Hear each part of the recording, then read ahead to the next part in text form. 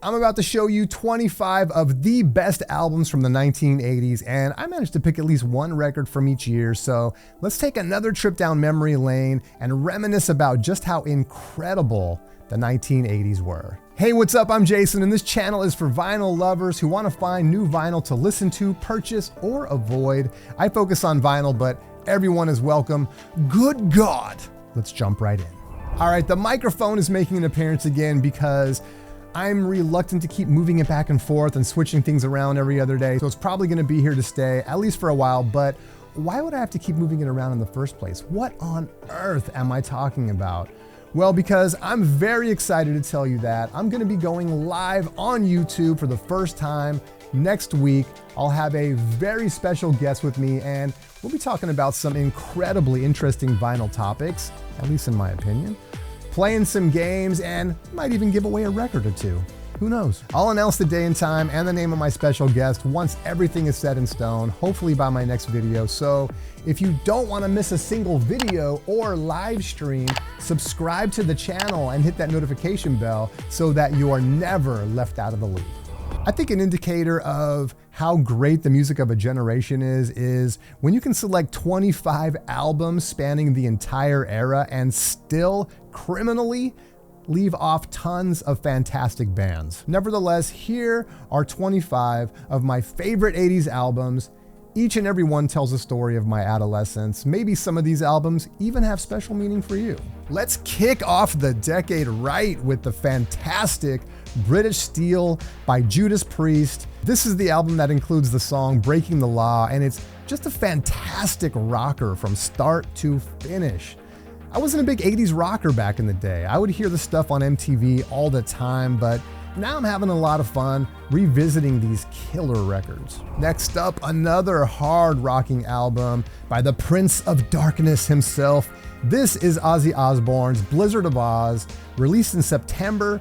This is the first of Ozzy's albums to feature guitarist Randy Rhoads. It's ranked 9th on the Rolling Stones list of 100 greatest metal albums of all time, for good reason, and it's a fantastic album even if you think you don't like metal. All right, another fantastic album from 1980, and one that had me obsessed with this artist for the better part of 2 years. This is Kings of the Wild Frontier by Adam and the Ants. This album was released in November. This is the first post-punk new wave album on my list, and Adam Ant was influenced by the same punk scene that influenced Susie Sue of the Banshees and Robert Smith of The Cure.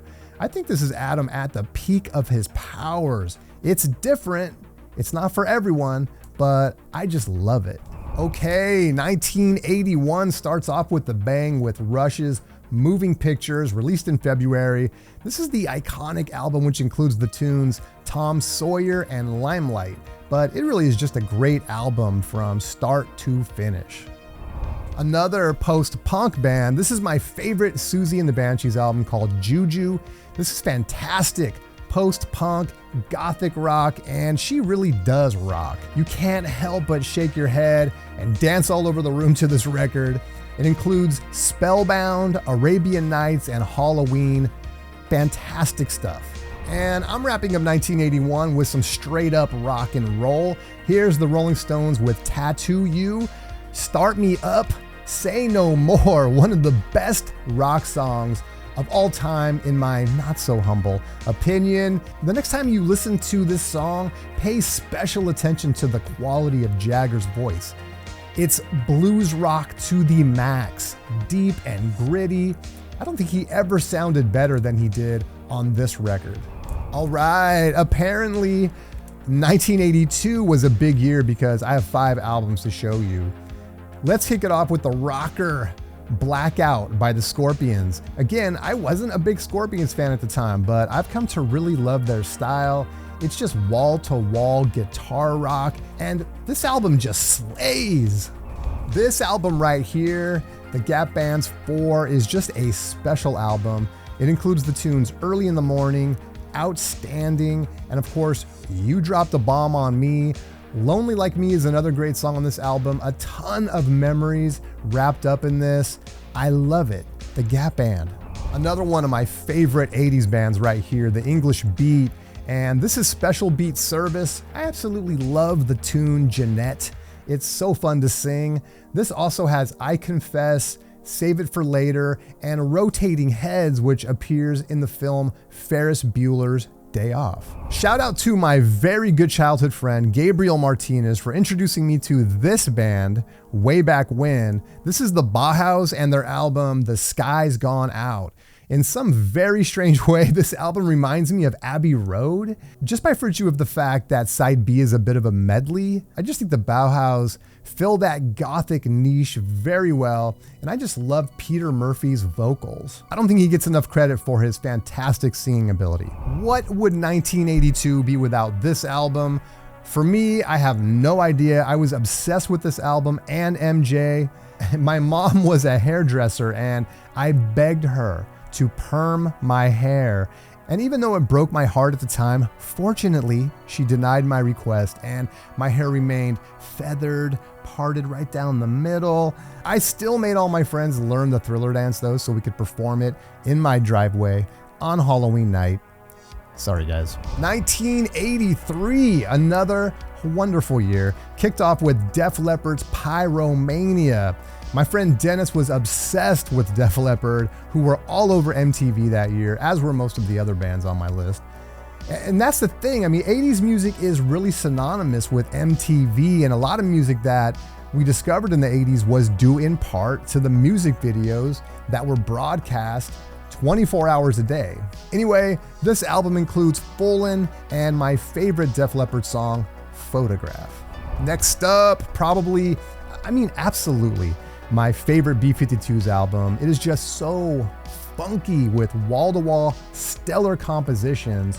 I dare you to throw this album on and not sweat your ass off dancing to every single song. The B-52s were always great, but this one's a madman. Okay, 1984, and obviously we have to start with this album, Van Halen's 1984. Damn, man, what an album.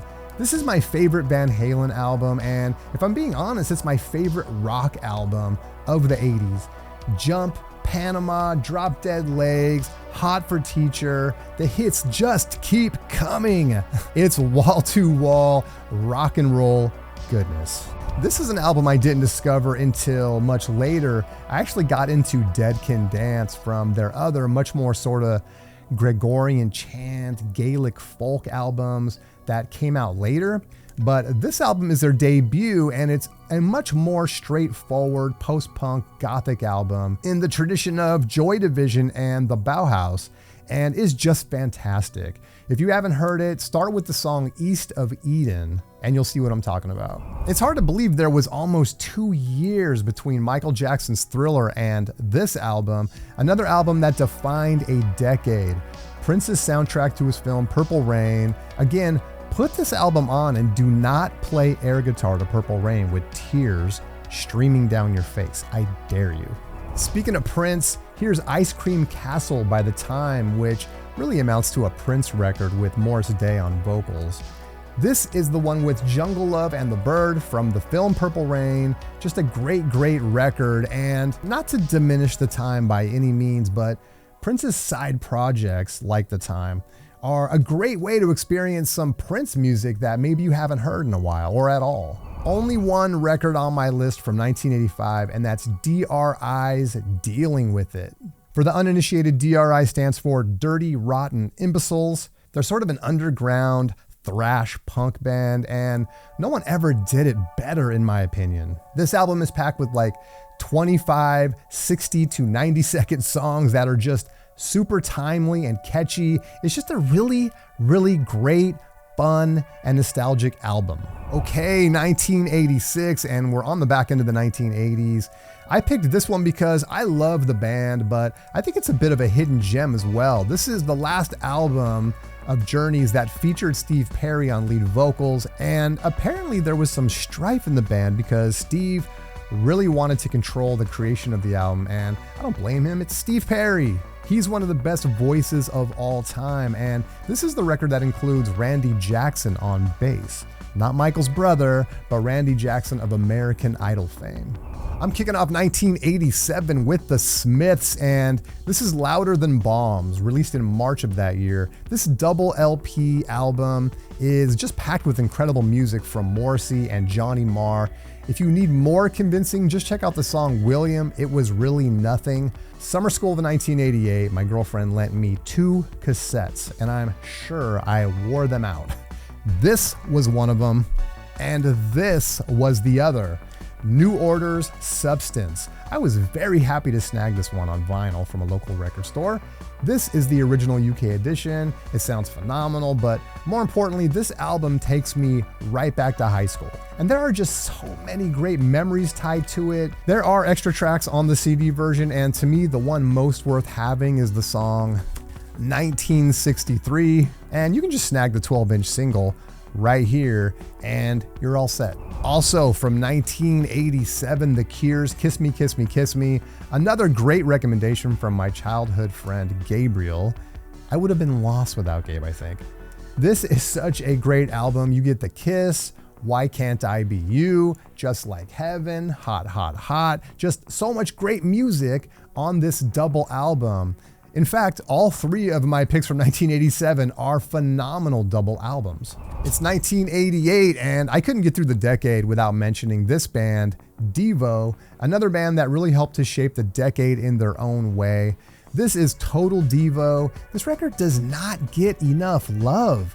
I just think people expected one thing and got something else, not unheard of in the music world. But this record has some really thoughtful, poetic lyrics, and I love Mark Mothersbaugh's singing on really everything he does. I would start with the song Some Things Never Change and I'd Cry If You Died, just 2 really, really great tunes. Okay, we've reached the end of the 80s, and I've got one very well-known 80s icon and one maybe lesser-known one. First up, it's Madonna and Like a Prayer, her last real album of the 1980s, which includes Cherish, maybe my favorite Madonna song, and definitely my favorite Madonna video.